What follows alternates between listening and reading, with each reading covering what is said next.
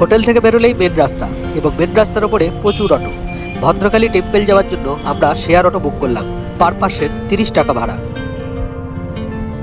ওই যে সামনে যে পাথরের চাট্টান দেখা যাচ্ছে, ওর নিচেই আছে মা ভদ্রকালীর মন্দির। আমরা প্রায় পৌঁছে গেছি। 625 অব্দে চালুক্য বংশের রাজা দ্বিতীয় পুলকেশী অন্ধ্রদেশের রাজাকে হারিয়ে এই মা ভদ্রকালীর মন্দির প্রতিষ্ঠা করেছিলেন।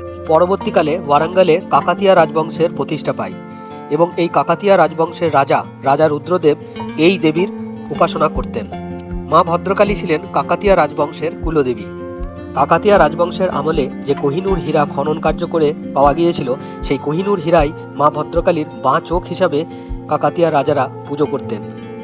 পরবর্তীকালে দিল্লির সুলতান আলাউদ্দিন খিলজির সেনাপতি মালিক কাফুর এই মা ভদ্রকালীর মন্দির থেকেই সেই কোহিনূর হীরাকে লুট করে নিয়ে গিয়েছিলেন দিল্লিতে। এখন প্রচণ্ড গরম, তাই